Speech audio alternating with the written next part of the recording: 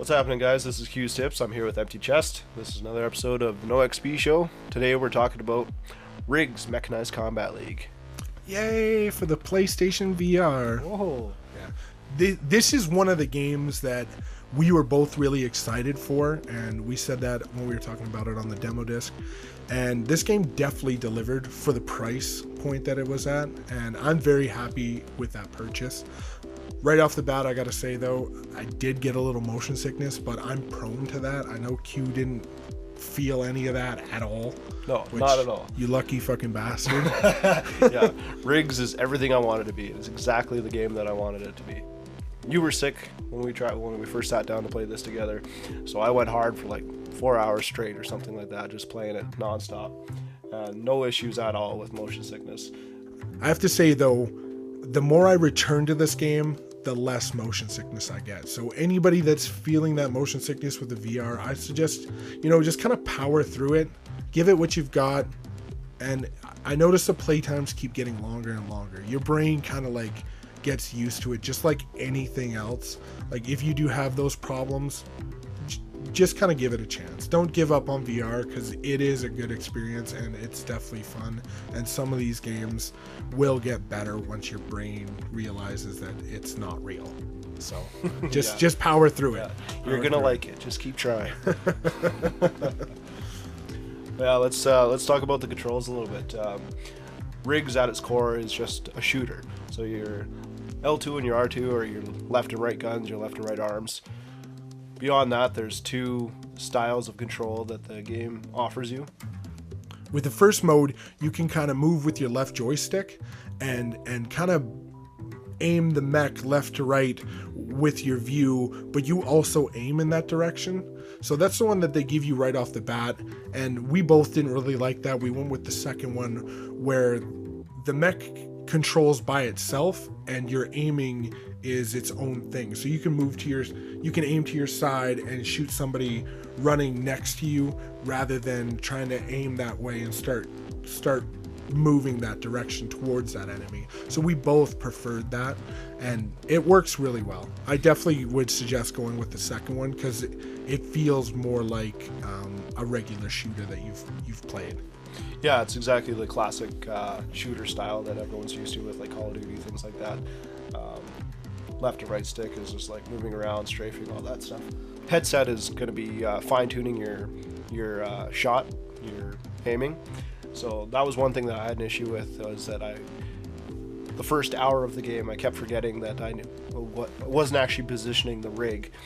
So I'd look to the left, I would see the enemy in my crosshairs or something like that, but it would turn out that my rig was actually, I'm trying to shoot through the left arm of my rig or something like that. So you got to remember to move with your DualShock controller, move the rig to the left or whatever, then fine-tune your shot with the headset. Yeah, it's the equivalent of shoulder checking. Like you're leaning your head all the way to the left or to the right.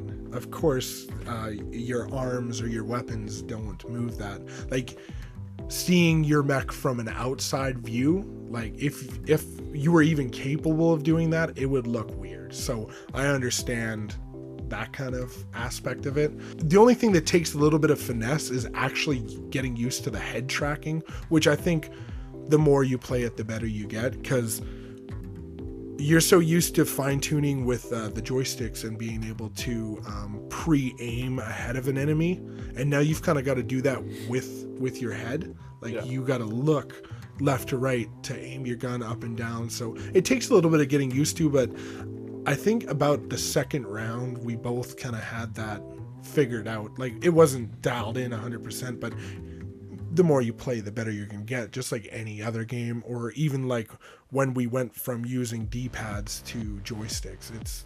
It took a little bit, but it eventually becomes second nature. So I don't know.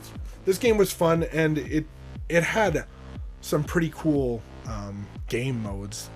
Power Slam was one of them, where it requires you to go and get power up and then jump through a ring in the middle of the game. And it gets chaotic when you get into that overdrive. So the overdrive is these little triangles around the map.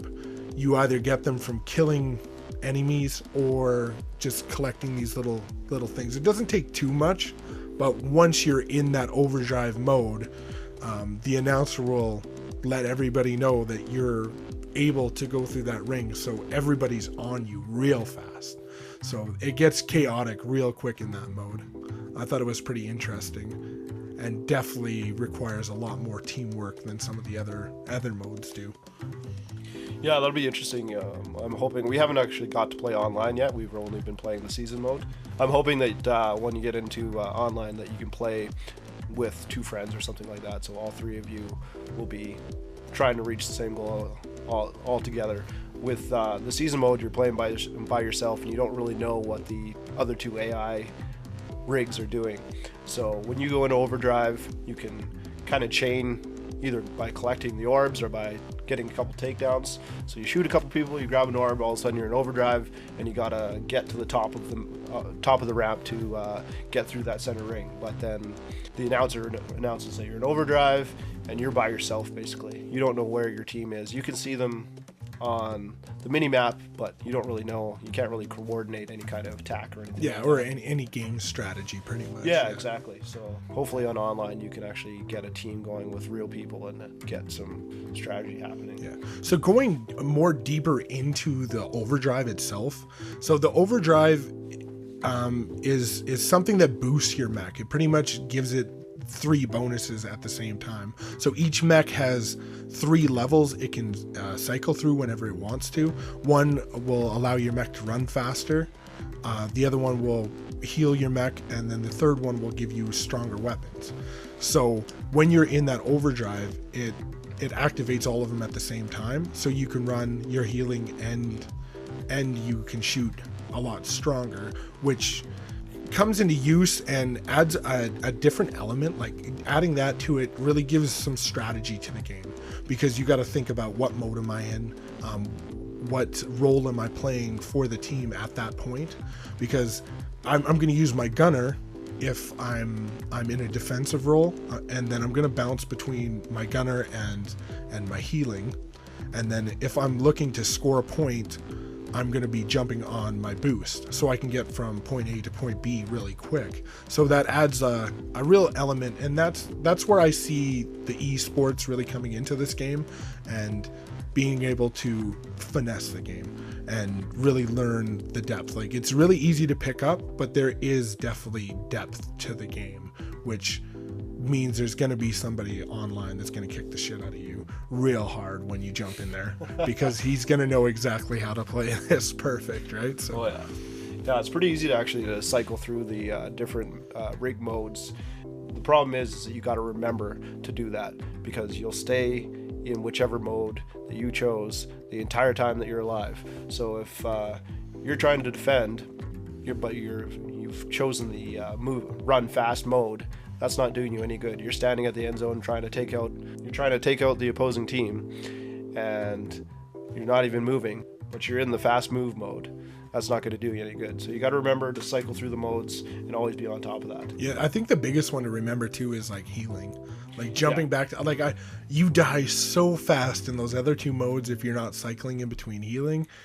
Yeah, definitely does take that finesse, and it's something to get used to, but it's something that is going to be easy, and it's really accessible because you cycle through the 3 modes by using your square, your triangle, and your O. So each one coincides with a different mode, which is right there. It's easy to hit, and it makes sense, and it shows on your display. So that's really cool, and it does come in use for one of the other modes. It's End Zone, which is pretty much like a football rugby kind of game. You can pass this ball around to your team, and you're trying to get into their zone and score a point. And that one, I kind of like that one a little more than Power Slam, because you can really defend.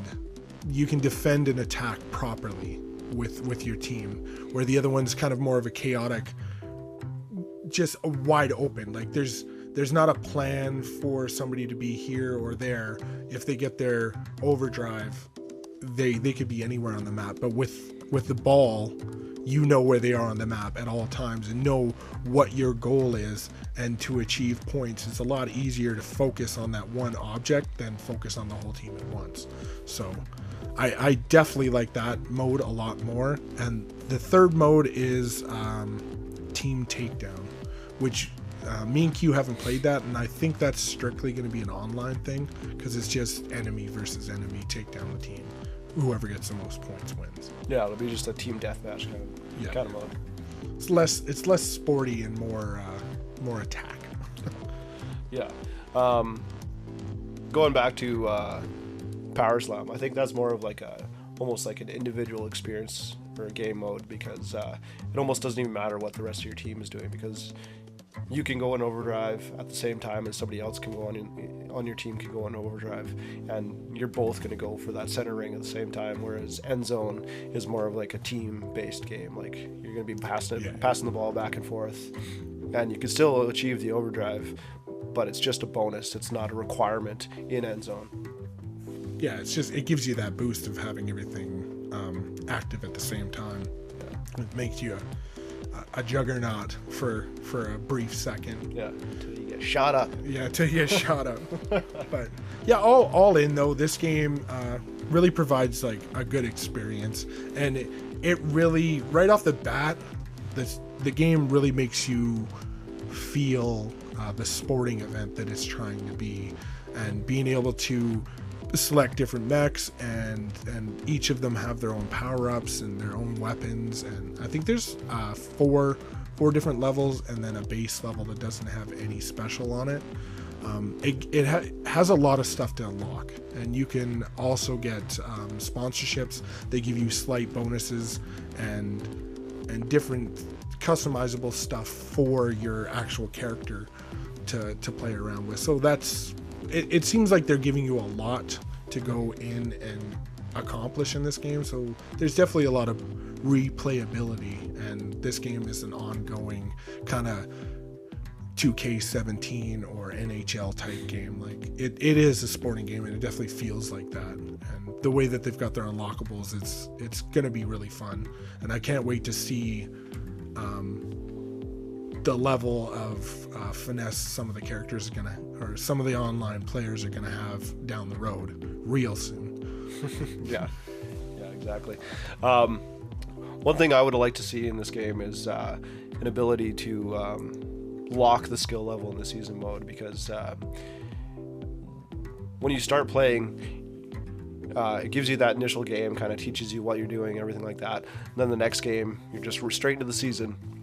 Play 2 games, all of a sudden you're in a tournament, and if you lose that game, you're out of the tournament, back into the regular season mode, but all of a sudden you're at a higher level because you've gone up in the ranks in the division or whatever, and all of a sudden you're going against 3-star AIs, and they're just destroying you. In Power Slam, we were losing like 26-3 or something like that at one point, and we're like, all right, that's enough of this game. I don't know if it's trying to push you on to the online, but I would have definitely liked to sit on versing AI a little more before jumping right into something like that. Yeah, it kind of rushes you through the season mode pretty quickly, I think. Yeah, for sure. Yeah, the season was like 6 rounds, and then you're on to your next one. Yeah. But it is a good game, and it is a buy.